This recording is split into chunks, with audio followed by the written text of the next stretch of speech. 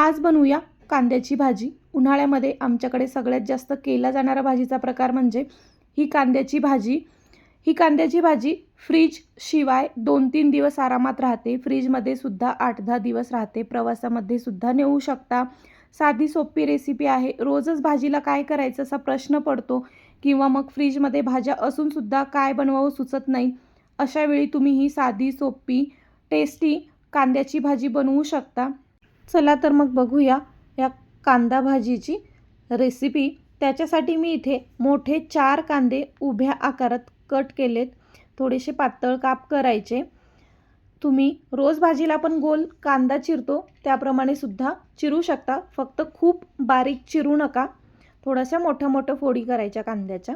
आता गॅसवरती मी लोखंडी तवा ठेवलाय। माझा तवा थोडासा खोलगट आहे कढईप्रमाणे, त्याच्यामुळे मग मी भाज्या कधी तव्यामध्ये बनवते। तव्यामध्ये थोडंसं तेल घातलं, जिरं मोहरी घातली आणि ते तडतडलं की मग त्याच्यामध्ये कांदा घालायचा आणि परतून घ्यायचं। आता कांदा हा व्यवस्थित फ्राय करायचा आहे। चांगला लालसर रंग येईपर्यंत कांदा फ्राय करायचा। जर ही भाजी बनवते वेळी कांदा ओलसर राहिला तर भाजी टिकणार नाही, खराब होते। भाजी जास्त दिवस टिकण्यासाठी म्हणून यातलं पाण्याचं प्रमाण कमी करायचं आहे। म्हणूनच कांदा चांगला लालसर फ्राय करायचा आहे। आता बघा 4-5 मिनिट झालेली आहेत। गॅसची फ्लेम स्लो टू मीडियम ठेवायची आणि कांदा फ्राय करायचा आहे। 4-5 मिनिटामध्ये थोडासा रंग बदललाय कांद्याचा आणि चांगली 6-7 मिनिट झाली आहेत, पण बघा कांदा अजून थोडासा लालसर झालेला आहे। पण याच्यापेक्षा सुद्धा अजून लालसर कांदा फ्राय करायचा आहे। उन्हाळ्यात जास्तीत जास्त आमच्याकडे ही भाजीचा प्रकार बनवतात। उन्हाळ्यात भाजीपाला जास्त नसतोच, कांदे सगळ्यांच्याच घरी असतात, त्याच्यामुळं मग सोप्पा भाजीचा प्रकार आहे हा। तर आता 7 ते 8 मिनिट झालेली आहेत।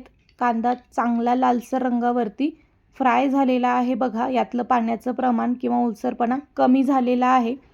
आता याच्यामध्ये मीठ घालायचं आणि पुन्हा 1-2 मिनिटासाठी चांगला कांदा फ्राय करायचा। अजून थोडासा लालसर रंग येऊ द्यायचा कांद्याला आणि बघा आता थोडासा लालसर रंग आला कांद्याला। त्याच्यामध्ये घरगुती काळा मसाला घातला, लाल तिखटसुद्धा घालू शकता, हळद घातली आणि शेंगदाणे भाजून त्याचं जाडसर कूट केले। हे शेंगदाण्याचं कूट घालायचं। शेंगदाण्याचं कूट जाडसरच वाटायचं, छान लागते भाजी याच्यामुळं। आता हे सगळं छान व्यवस्थित मिक्स करायचं आहे।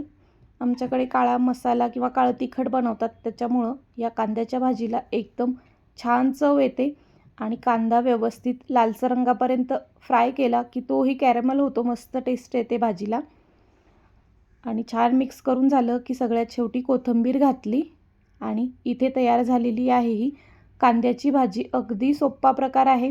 रात्रीच्या जेवणासाठी तुम्ही ज्वारीची भाकरी ही अशी कांद्याची भाजी बनवू शकता। छान कांदा फ्राय केला की ही भाजीसुद्धा 2-3 दिवस आरामात टिकते, खराब होत नाही फ्रीज शिवाय सुद्धा। प्रवासात सुद्धा ही तुम्ही अशी कांद्याची सुकी भाजी घेऊन जाऊ शकता। डब्याला देण्यासाठी सुद्धा चांगला पर्याय आहे। आमरस चपाती बनवली तर त्याच्यासोबत तोंडी लावण्यासाठी सुद्धा खूप छान लागते ही कांद्याची भाजी। फळभाज्या किंवा पालेभाज्या न वापरता घरच्याच साहित्यामध्ये भाज्या कशा बनवायच्या ह्या रेसिपीज इथून पुढे तुम्हाला चॅनेलवरती पाहायला मिळतील। चला तर मग ही झटपट आणि टेस्टी कांद्याची भाजी एकदा बनवून बघा, तुम्हाला सुद्धा नक्की आवडेल।